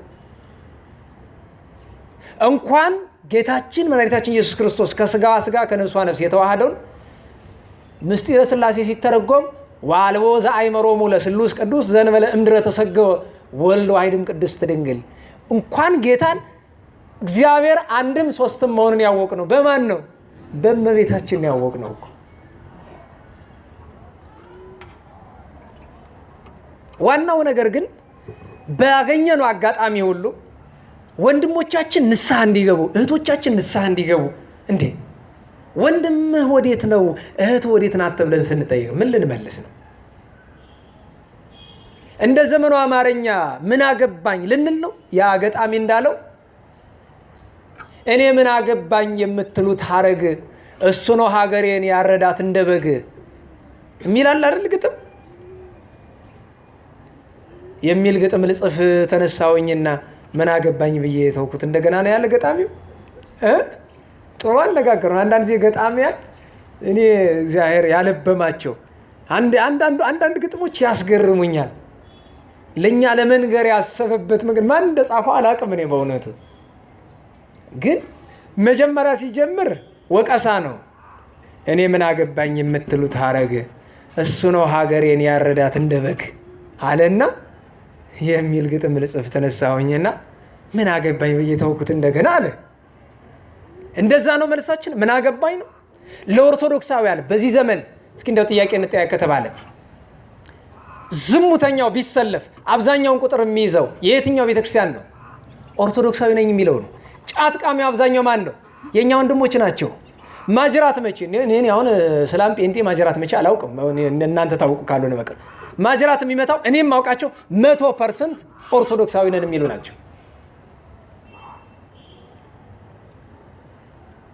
እስኪ አስቡት። ዘረኛው የምታሰሉት አብዛኛው ዘረኛ ማን ነው? ኦርቶዶክሳዊ ነኝ የሚለው ነው። ነውጠኛው ኦርቶዶክሳዊ ነኝ የሚለው ነው። ለምን? የየራሱ ጥፋት እንዳለ ሆኖ ግን አንዱም ጥፋት የኛ ነው። ወንድምህ ወዴት ነው ተብለን ስንጠየቅ ቃየን ምን አለ? ቦኑ አነ አቃቤሁ ለአቤል፣ እኔ የአቤል ጠባቂ ነኝ፣ እኔ እረኛው ነኝ። አባቱም ሲጠይቀው እንደዛ መልሶለታል። እንዲህ ብሎ የሚመልስ ካለ ግን እግዚአብሔር አለው የወንድምህ ደም ከምድር ይጮሃል፣ ባንተ ምክንያት ምድር የተረገመች ትሁን፣ ርዑደ ወድንጉፀ ሁን፣ አንተ ፈሪ ተቀበዝባዥ ሁን ብሎ እግዚአብሔር ፈር ለወንድሙ የማያስብ ለወንድም ምን አገባኝ የሚል ሰው ፈሪ ተቀበዝባዥ ይሆናል። በዚህ ዓለም በሰማይ እሳት ይጠብቀዋል። ቃየን አቤልን በመግደሉ ምክንያት ከ10 ትውልድ በኋላ ከ9 ትውልድ በኋላ በኖህ ዘመን ምድር የጠፋችበት አንዱ ምክንያትም እሱ ነው። ነፍሰ ገዳይነት ብቻ ሳይሆን አያገባኝም ማለት ሀገር ያጠፋል። ለወንድሞቻችን ለእህቶቻችን አያገባኝም አንበል። ባለፈው አንድ ስራ ሰጥቻችሁ ነበረ። ቢያንስ ቤተሰቦቻችሁን፣ ጓደኞቻችሁና የሥራ ባልደረባቻችሁን ለንስሐ እንዲበቁ ጥረት አድርጉ አልተባባልንም? መጀመሪያ ግን ማን ንስሐ ይግባ? ማን? ራሳችን።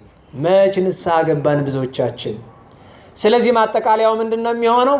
ወንድምህ እህትህ፣ ወንድምሽ እህትሽ ተብለን ስንጠየቅ እንዳናፍር እኛ ንስሐ እንግባ። ወንድም እህቶቻችን በተለያየ ስፍራ ያሉ ኦርቶዶክሳውያንን ለንስሐ በቅተው ኢትዮጵያ ሀገራችንን ኦርቶዶክሳዊት ቤተክርስቲያናችንን እንድናተርፍ እንድንተጋገዝ በጋራ ከምንጠፋና በጋራ ከምንድን የትኛው ይሻለናል? ነገሩኝ፣ ድገሙልኝ፣ ሰልሱልኝ። በጋራ እንድንድን ካስፈለገ ወንድም እህቶቻችንን ለንስሐ ልንጠራቸው ይገባል። አቤል ግን ጻድቅ ሆኗል። በዚህች ቀን እናከብረዋለን። ጌታችንም በወንጌል ቅዱስ ጳውሎስም በብርሃን መልእክቱ ስሙን በክብር በበረከት አንስቶታል። የጻድቅ አቤል በረከት በእኛ ላይ የደረብን፣ የቃየንን ክፋት እግዚአብሔር ያርቅልን። እንግዲህ የ2 ሳምንት ቅዱሳንን ጥቂት በስማቸው ለማንሳት እንሞክርና ጸሎት አድርገን የምንጨርስ ይሆናል ማለት ነው። ዛሬ ጥር 2 ቀን ነው። ተገናኝተን የነበረው በ18 ነው። በአቡነ ሰላማ በቅዱስ ቲቶ እና በቅዱስ ቶማስ በዓል በ19 እንደምታስታውሱት መልአከ ብስራት መልአከ ትፍሲት። እንደው ስለ ቅዱስ ገብርኤል አንድ ነገር ልንገራችሁ። በጣም ሐዘን ሲሰማችሁ ቅዱስ ገብርኤልን ነው መጥራት። አባ አካለ ክርስቶስ የሚባል ቅዱስ ደራሲ መልክዓ ቅዱስ ገብርኤልን ሲደርስ እንዲህ አለ። አልቦ እምሰብ ዘከማየ ዘይትክዝ ነጋ ወሰርከ። በጧት በማታ እንደኔ የሚያዝን ሰው የለም፣ እንደኔ ያዘንተኛ የለም። ዋልቦ እመላእክት ናዛዝ የዙናን ዘከማከ። እንዳንተ ደግሞ ከመላእክት መካከል ያዘኑትን ደስ የሚያሰኝ የለም። ወበይንተዝ ሐሰስኩ አይሚር የኪያከ። ይህንን ምስጢር አውቄ አንተን ፈለግኩ። ገብርኤል ናዝዘኒ ዋስማአኒ ቃለከ። ቅዱስ ገብርኤል ቃልን አሰማኝ። ተፈስሁ ተፈስሁ ተፈሳህ ተፈስሒ እያለ ቅዱስ ገብርኤል ደስ ያሰኛል። ደስ ይበልሻል ሰላምታው። አዎ ቃልን አሰማኝ። ህየንተ ሰላሜ ዝንቱ ዘአቅረብኩ ለከ። መልክህን አንብቤልሃለሁ፣ ምስጋናን አቅርቤልሃለሁና ስለዚህ ፈንታ ደስታን አሰማኝ። ደስ እንድንሰኝ ከሳት እንዲታደገን ቅዱስ ገብርኤል እንጥራው። ረድኤቱ ይደርብን። 3 ደቂቅ ስንክሳርን ያዘጋጁልን ከከወይነ ሰዓት ማዕረግ የደረሱት አባ ዮሐንስ ዘቡርልስ ዓመታዊ በዓላቸው ነበረ። ጻድቁ መልአከ ሞትን የገዘቱት አቡነ ስነ ኢየሱስ። እኔ አቡነ ስነ ኢየሱስ ቅዱስ ገብርኤልን ይወዱታልና መስከረም 1 ቀን መጥተው መልአከ ሞት ሊወስዳቸው ሲል በልበል ተው የማይሆነውን አሁን ሞት ቢመጣ ነፍስ ነው የሚወጣል ብንልም ገና ስናየው ነፍሳችሁ ተው የማይሆነውን ለምን እንዴ ወዳጄን ቅዱስ ገብርኤልን በዓሉን ሳላከብር ይሄም አይሆንም። እንዴት ታዝዤ እኮ ነው። ብትታዘዝሳ አይሆንም ስልህ አይሆንም ካልኩ አይሆንም ነው። በግድ እገባለሁ ሲል አላወከኝም ለካ። መስቀላቸውን አወጣው። በልበስላሴ ስም ገዝቻለሁ እንዳትነቃነቅ ቆም። እዚያው መስከረም ጥቅምት ህዳር 3 ወር እስከ ታኅሳስ 19 3 ወር ከ19 ቀን ቀጥ አድርጎ በራቸው። ኋላ ቅዳሴውን ቀድሰው ዝክሩን ጨርሰው በሰርክ ሰዓት ነፍሳቸው ከስጋቸው ተለይታለች። እንዲህ ያለ ስልጣን የምታደል እግዚአብሔር በረከታቸውን ያሳድርብን። የቅዱስ ገብርኤል ፍቅር ነው እንዲያደረጋቸው። በ20 ነብዩ ቅዱስ ሐጌ እንደው በሞቴ ቅዱስ ሐጌን ሳስብ ቤቴን ስሩ እኔም በርሱም መሰገናለሁ የሚል ጥቅስ አለ አይደለም? እባካችሁ እንደው ብቻው እስኪ እንደው አሁን ለጥምቀት ቲሸርት እያሰራችሁ ነው አይደለም? እኔ አይገባኝም እኮ። አንደኛ ጊዜያዊ ስራ ነው፣ ምንም ፍሬ የሌለው። በነገራችሁ ላይ የጥምቀት ቀን አብዛኛው ሰው መርገም እንጂ በረከት አያገኝም። ይህን ማወቅ አለባቸው። የጥምቀት ቀን በረከት ማግኘት ከፈለጋችሁ ከጥምቀት በፊት ባለው አንድ ጉባኤ ላይ ስለዛ መነጋገር እንችላለን። የሚቀጥለው ማክሰኞ እዚህ ያለው ጉባኤ አይሆንም። እሱ ቅዱስ ዮሐንስ ወልደ ነጎድጓድ በዓል አይሆንም። በሌላ ቀን ግን እንደ እግዚአብሔር የሚፈቅድበት ቀን ካለ እንሞክራለን። በእርግጥ እዚህ በኋላ ላይኖረን ይችላል። ግን በዓል ሲከበር በረከት የሚገኘው በመጨፈር ነው? ልብስ በማማረጥ ነው? ተመሳሳይ ልብስ በመልበስ ነው? ጥቅስ በማጻፍ ነው? ወንድሜ እስኪ እንደው በሞቴ ይህችን መልእክት አድርሶልኝ ጥምቀት ከመድረሱ በፊት እስኪ ለጥምቀት ንስሐ እንግባ። ምን ታደርግለታለህ አንተ? ታቦት ፊት ስለጨፈርክ ምንጣፍ ስላነጠፍክ እኮ በእግዚአብሔር ፊት ቁም ነገር አይደለም። አንጥፍልኝ አላለህም እኮ። በልብህ እግዚአብሔርን እያስቀየምክ ምንጣፍ ብታነጥፍለት እግዚአብሔር ምን ያደርግለታል? አረ እንደው ለዛ እኮ ነው ቅድም ያልነው ወንድም ወዴት ነው ለሚለው እኮ ይሄ እኮ ነው። ወንድሞቻችን እስኪ እንምከራቸው። እንኳን ምንጣፉ እኔ በግልጽ ምኞት የምትጠይቁኝ እኔ የጥምቀት ታቦት ባይወጣ ደስተኛ ነኝ። ምን ያደርጋል? አናከብረው ስንገፋው እየዋለ ከታቦት ጋር እየተጋፋን ከታቦት ቢያንስ 40 ክንድ ካልራክ ታቦቱ ባይወጣን የሚሻለው። ታቦት ወጥቶ ቁም ነገሩ ምንድን ነው? ለፈረንጅ ነው የምናወጣው? ለቱሪዝም? የጥምቀት በዓል እኮ ትርፉ አንድ ብቻ ነው፣ ቱሪዝም ነው። ሌላ ትርፍ የለውም። እድሜ ለኮሮና እሱም የለም አሁን። ለዛ እኮ ነው እኔ መብት ቢሰጠኝ የመጀመሪያ የማደርገው የጥምቀት በዓል ጽላት ታቦት እንዳይወጣ ማድረግ ነው። እግዚአብሔር ደግ ነው፣ አይሰጠኝም እንጂ መብቱን ቢሰጠኝ አረገው ነበር። አይሰጠኝም። ለምን? ለዚያ የተገባው ስላልሆነ። ቢሰጠኝ ግን አረገው ነበር። ቸሩ መድኃኔዓለም ያውቃል። ለምን? በጥምቀት በረከት ሳይሆን መርገም እያገኘን ነው። ትናንት አንድ ሰው ምሎ ጠየቀኝ፣ መፍትሄ ስራ እያልክ የምትነቅፍ ስላሴን ያክል ቃየሱን ያክል ቁስቋምን ያክል እነዚህ ሁሉ ሊቃውንት እያሉ ታዲያ ለምንድን ነው የማያስቆሙት? እስኪ ጥራልኝ እነዚህ ሊቃውንት እስኪ ይዛቸውና እኔ ጋር እንዲህ ብለህ የጠየቀኝ ልጅ እስኪ አምጣቸው። እውነት ሊቃውንት ከሆኑ ሆዳደሩላ ተጠራቅመው የምን ሊቅ ነው ደግሞ? ምንድን ነው ሊቅነት? መማር ማለት የተማርከውን መኖር ቀጥሎ ለእውነት መቆም ነው። ሆድን ስትከተል እየዋልክ ሊቅ ብዙ አታስቆጡን እንዴ! ሊቃውንት ባሉበት ቦታ ላይ ከተደረገ ትክክል። ማን ነው እንደዚህ ብሎ ያለው? ማን ነው እንደዚህ ብሎ ያለው? ጎንደር ሊቃውንት ሀገር ናት። ሊቃውንት ያላሉትን አንተ ለምንድን ነው እንደዚህ የምትል? አምጣቸው ሊቃውንት የምትላቸው። እስኪ መጽሐፍ ገልጠው እንነጋገር። በየትኛው መጽሐፍ ነው ምእመንና ታቦት ይጋፋ የሚለው? ኧረ ተውና፣ ታቦት አውጣ ያለ መጽሐፍ የትኛው ኖረ? ሲጀመር ገና አበው በደጉ ዘመን የጀመሩትን ይዘህ ዝም ብለህ ትንገላታልኛለህ እንጂ። እስኪ እንደው አንድ ጥያቄ ልጠይቃችሁ በሞቴ። እንደው ታቦት እግዚአብሔር የሚወጣ ለምንድን ነው? እንዴት ዋላችሁ? ታቦት እግዚአብሔር የሚወጣ ለምንድን ነው? ለመባረክ ነው አይደለም? ከመንበሩ ነው መባረክ አይችልም? እና ታዲያ ይሄ እኮ ነው ችግሬ። ወጥቶ መባረክ ይችላል። አዎ ወጥቶ መባረኩ ችግር የለውም፣ ጥሩ ነው። ግን ወጥቶ ከሚባርክ ይልቅ ወጥቶ መርገም የምትሰበስበው ይብሳል። ምክንያቱም ርቀትን አትጠብቅም፣ ምክንያቱም ስርዓቱን አትጠብቅም። ለዚያ ነው ችግሬ። እኔ መውጣቱ አይደለም ችግሬ። ምንጣፍ በማንጠፍ ሰበብ ተውትና የጥምቀት ቀን እዚህ መምህላው ላይ ካህናት ናቸው ዕጣን የሚያጥኑ፣ ተራ ወጣት ነው። ክህነት የሌለው ዕጣን ያጥናል? ይሄ እኮ ጸያፍ ነው ጨርሶ። ወጣት ባጠነው ዕጣን ነው ጸሎታችን የሚያደርገው። ለመቸንተው ማን እንዲናገርልን እንጠብቅ? ሊቃውንት። እኔ ታዲያ እነሱ ዝም አሉና ታዲያ ቤተክርስቲያን ትፈንዳ እንዴ? ስርዓት እየተጣሰ የት ነው የደረሰው? እስኪ ዛሬ ተመልከቱት። አንዳንድ ጊዜ እኮ ስርዓት ተጣሰ ብለን ስንናገር ይገረሙብናል። ስርዓቱ ሲጣስ የማይገረመው ሰው እኛ ስንናገር ይገርማቸዋል። ዝም እንል ስንል ደግሞ ደጎቹ አባዋሉ ለምን ዝም ትላለህ? ልሳኑ ነን እንጂ ይላሉ። ደግሞ መናገር የማይችሉ ሊቃውንት አሉ። ደግሞ በየቤተ ጉባኤ የተቀበሉ ልሳኑን እንጂ ለምን ዝም ትላለህ ይላሉ።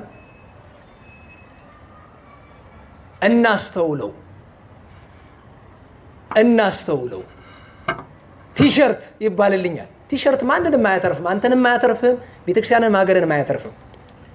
ሲብስ ደግሞ የቆመ ቤተክርስቲያን ታፍርስልኝና ቤቴን ስሩልኝ ብለህ ትለጥፋለህ። አሁን አደባባይ ኢየሱስን አፍርሰው ለመስራት ወጣቶቹ በቀደም የክብረ በዓሉ ቀን ቤቴን ስሩልኝ፣ የቆመ ቤት ምኑን እንስራው? አደባባይ ሲመጣቸው አላችሁ ንገሯቸው። የቆመ ቤት ምኑን እንስራው? እሺ ይሄ አሁን ያላለቀ ቤተክርስቲያን ይሄን እንጨርሰው። እሺ የፈረሰ ካለ እንስራ። የቆመውን ምኑን ነው የምንሰራው? ደሃ ተርቦ የሚበላው አጥቶ ካህናት ገንዘብ በማጣት ምክንያት የምእመናን ባሪያ ሆነው አንድ ካህን ልጆቹን ለመውቀስ ድህነቱ አንቆ ያዘው አይናችን እያየ ካህናትን እያስራብክ አንተ የቆመ ቤተክርስቲያን አፍርሰህ ትሰራለህ?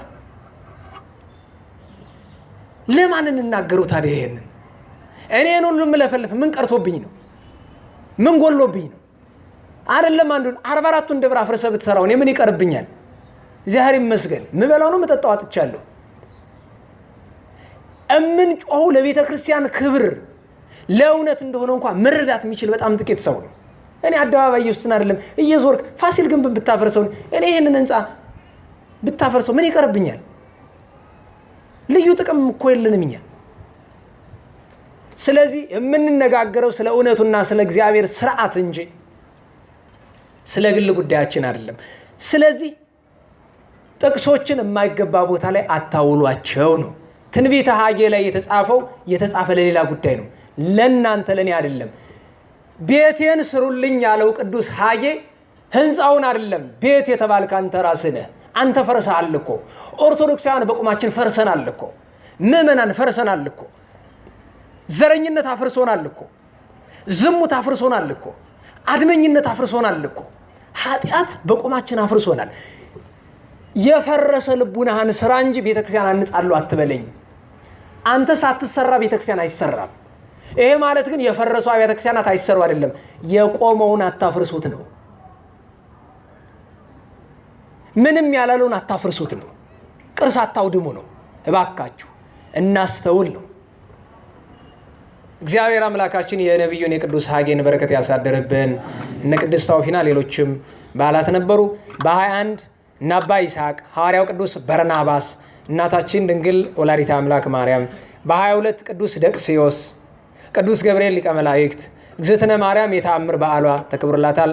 አባ አርኬላዎስ አባ አንስጣስዮስ ደራሲ የግብፅ ፓትርያርክ ነው። ዓመታዊ በዓሉ ነበር። በ23 ነቢየ ጽድቅ ወልበ አምላክ ቅዱስ ዳዊት አባቱን እሴይን እናቱን ሆብሊን ልጁን ቅዱስ ሰሎሞንን የትዳር አጋር የነበረች እናታችን ቅድስት ቤርሳቤን አንድ ላይ ነው የምናስባቸው። እና አባ ሳሙኤል፣ አባ ስምዖን፣ አባ ገብርኤል እና አባ ጢሞቴዎስ ገዳማዊ ዓመታዊ በዓላቸው ነበር። በ24 ርዕሰ ርዑሳን ያለቆች ሁሉ አለቃ የጻድቃን ሁሉ አባት ደጉ አባታችን ቅዱስ ተክለ ሃይማኖት ልደታቸው ነው። እግዚአብሔር ወጸጋ ዘአብ ወላጆቻቸው ቅዱስ አግናጤዎስ ምጥው ለአንበሳ ለቤተ ክርስቲያን ክብር እውነትን ለመመስከር ብሎ ለአንበሳ የተሰጠ አንበሳ እንዲበላው የጓጓ የቤተ ክርስቲያን ክብር ከሚዋረድ አንበሳ ሊበላኝ ይወዳል ብሎ ለአንበሳ ተላልፎ የተሰጠ አባት ቅዱስ አግናጤዎስ ነው። እውነት እንደምታስባት አደረገች አይደለችም። በነገራችሁ ላይ አንድ እንድታውቁልኝ የሚፈልገው ነገር እውነት መራራ ናት። እኔ እንደዚህ ስነግራችሁ ቀላል እንዳልሆነች ያውቃለሁ። እውነት ፈጽሞ መራራ ናት። ይህንን ለመመስከር የገዛ ህይወታችን በቂ ነው። ብዙ መራራ ነገር አሳልፈናል። አሁንም መራራ ነገር እያሳለፍን ነው። ምክንያቱም እውነትን ተናግራችሁ ለሰብጸሩ ሰባ ቤቱ እንዳለ ጌታ በወንጌል ሁሉ ጠላት ነው የሚሆንባችሁ። ከቤተሰብ ጀምሮ ወዳጅ አይኖራቸውም። እንደዚህ ብዬ ስናገር ሰምቶ አንዱ አሜሪካን ያለ ሰባኪ እንዲህ አይመስለኝም የሚጠላ ሰው አለ እንዲህ አለኝ። ኧረ በማምላክ ሞልቶ ያውም የቤት ሰው። ጠላትማ ቢጠላ ባልጎዳ የቤት ሰው አለ። እውነት ተናገርክ እሱ ምን ዝም ብሎ በቃ ሁልጊዜ ምናምን ይላል። አይ እንዳንተ ዝም ማለት አልጠፋኝም። ዝም ብዬ ሀብታም ሆኖ ተደላድሎ መኖር ጠፍቶኝ አይደለም። እንዳንተ በጤና እንዳንተ ተቀማጥሎ መኖር ጠፍቶን እንዳይመስላችሁ የምርጫ ጉዳይ ሆኖ ብዙ መናገሩም አስፈላጊ አይደለም። እግዚአብሔር አምላካችን የቅዱስ አግናጤዎስን በረከት ያሳደረብን። የቅዱስ አባ ጳውሊ፣ የቅዱስ አባ ፊሎንጎስ፣ የጻድቃን ዘከሪ፣ የቅዱስ አዝቂር፣ የእናታችን አስቴር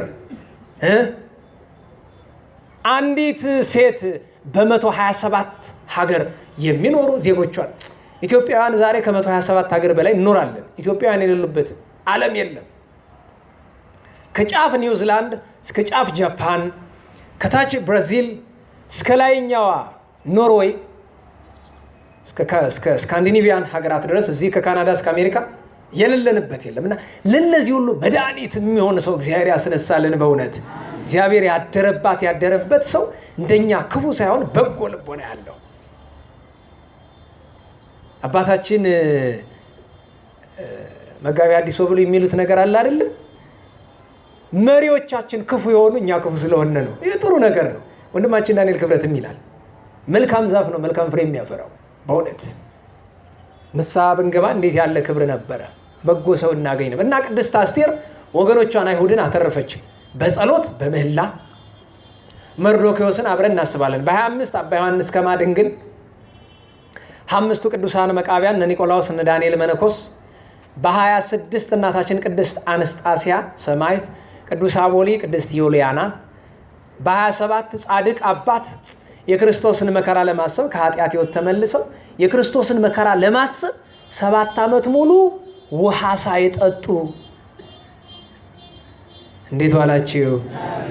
ከምግብና ከውሃ ማጣት የትኛው ነው የሚከብድ? ውሃ ማጣት ይከብዳል። ጻድቃን የክርስቶስን ተጠማው ያለውን ለማሰብ እንዲያደርገዋል። አባ በግው እና አባ ብሳዲ እና አባ አላኒቆስ እና አባ ፊልጶስ ዓመታዊ በዓላቸው ነበር። በ28 ገና ልደተ እግዚ አማኑኤል እግዝእትነ ማርያም ዓመታዊ በዓላቸው ነበረ። በ29 ከጌታችን ከመድኃኒታችን ከኢየሱስ ክርስቶስ የከበረ ልደት በተጨማሪ የእናታችን ቅድስት ፍቅርተ ክርስቶስ፣ የቅዱስ ኢያሱ፣ የአቡነ ገብረ መንፈስ ቅዱስ፣ የነገሥት ጻድቃን አብርሃ ወአጽብሃ፣ የቅዱስ ላሊበላ፣ የሌሎቹም የእነ አቡነ ታዲዮስን ጨምሮ የሌሎቹም አባቶች እናቶች ልደታቸው ነበር። እነ ቅዱስ አቃሪዎስ እነ ቅዱስ ቆሪል ሰማዕታተ አክሚም ዓመታዊ በዓላቸው ነበረ። ከጌታ ልደት ጋር እረኞች፣ ኖሎት፣ ሰብአ ሰገል፣ ማህበረ መላእክት፣ ዮሴፍ አረጋዊ፣ ቅድስት ሰሎሜ፣ ቅድስት ቤተልሔም ምድረ ኤፍራታ አስበናል፣ አክብረናል። በ30 አባ ዮሐንስ አበምኔት፣ አባ ዮሐንስ ብፁዕ፣ አባ ዘካርያስ ገዳማዊ፣ ኮሪዮን ወፊልሞና ወአርባዓ ሰማዕታት ቅዱሳን ሕፃናትን አስበናል። በአንድ ትናንት ቅዱስ እስጢፋኖስ ደብረ ምጥማቅ የመጣችሁ ልጆች አመስግነናል። መጀመሪያ ቅዱስ እስጢፋኖስ ጽላት ሲገባ እንደኔ ደስ ያለው መኖሩን እጠራጠራለሁ። ደስ አለኝ። በዚያ ማዶ አባታችን አብርሃም፣ ይስሐቅ፣ ያዕቆብ፣ በዚህ ማዶ ቅዱስ እስጢፋኖስ ሲገቡ እንዴት ደስ እንዳለኝ አትጠይቁኝ። የሚገባቸው ናቸው በጣም። ታዲያ ጽላቱ ገባ ተባለና ጥር 1 ቀን ሰዎችን ሰብስቤ ኑ በሉ ዛሬ ንግስ አለና ክሩዬ ብሄድ አምላካችሁ አለ ጠላታችሁን ጸጥ ያርገው ሰይጣንን ማለት ነው። ባዶ ቤተክርስቲያን ደብረ ምጥማቅ እና ግራ ገብቶኝ እዛ አንድ ሰው ታቦቱ ገብቶ ነው ይስል ያሮ የምን ታቦት ነው የወጣም ነገር የለ ክብረ በዓል እኮ ነው ዛሬ። ኧረ እኛ እናውቀው ምንድነው? አረ ቅዳሴ ሰንበት ነው ቀድሰናል ሌላ ነገር ያለ። ኧረ መቼ ነው የምታከብሩ? በ17 17 ጥሩ ነው አክብሩት። ግን ከ17 ጥር 1 ነው የሚበልጥ። ምክንያቱስ በ17 ሰማል ዛሬ መስገን ጥሩ ነው። በ17 ሲመቱ ነው። ጥር 1 ቀን ግን አንደኛ የተወለደበት፣ ሁለተኛ ሰማዕትነት የተቀበለበት፣ ሶስተኛ ቃል ኪዳን የተቀበለበት፣ አራተኛ ክብሩ ተገልጦ ገድሉ የተጻፈበት ቀን ነው። በዚህ ምክንያት ጥር 1ን የዚያ የደብረ ምጥማቅ አካባቢ ካህናት እና ወጣቶች ስላከበራችሁ መርቀናል። የቅዱስ እስጢፋኖስ ጸጋ በረከት ይደርባችሁ፣ በሁላችንም ይደርብን። ቅዱስ ለውንዴዎስ፣ ቅዱስ መቃርስ፣ ሰማዕታተ አክሚም፣ ዲዮስቆሮስ፣ ሰከላቢዎስ፣ ብኑዲያስ፣ ሌሎችም ቅዱሳን ዓመታዊ በዓላቸው ነበረ። ዛሬ ከቅዱስ አቤል በተጨማሪ ብዙም አይታወቅ በዓል ነው። ሊቀ ሰማዕታት ቅዱስ ጊዮርጊስ ዓመታዊ የልደት በዓሉ እንደሆነ በትውፊት ይነገራል። ጥር 2 ቀን ቅዱስ ጊዮርጊስ እንደተወለደ በልጅነታችን በትውፊት ተምረናል። እነ ቅዱስ ቴዎናስ፣ እነ ቅዱስ አላኒቆስ፣ እነ ቅድስት ሳቤላ ነቢይት ዓመታዊ በዓላቸው ነው። እንግዲህ ለዛሬ ያለን ይህንን ነው የሚመስለው። ነገ 144,000 የቤተልሔም ሕፃናት እና አባ አሞን፣ አቡነ ሊባኖስ ዘመጣ በአራት አደራ ልበላችሁ። ማክሰኞ ከፍጥረታት ወገን ከሰው ልጆች ከድንግል ማርያም በታች ማንም የማይበልጠው በጣም ክቡር ሐዋርያና ወንጌላዊ ቅዱስ ዮሐንስ ወልደ ነጎድጓድን እናክብረው። በጣም ሻማ አብርተን ምጽዋት ሰጥተን ጸሎት አድርሰን ከደጁ ደርሰን እንድናከብረው።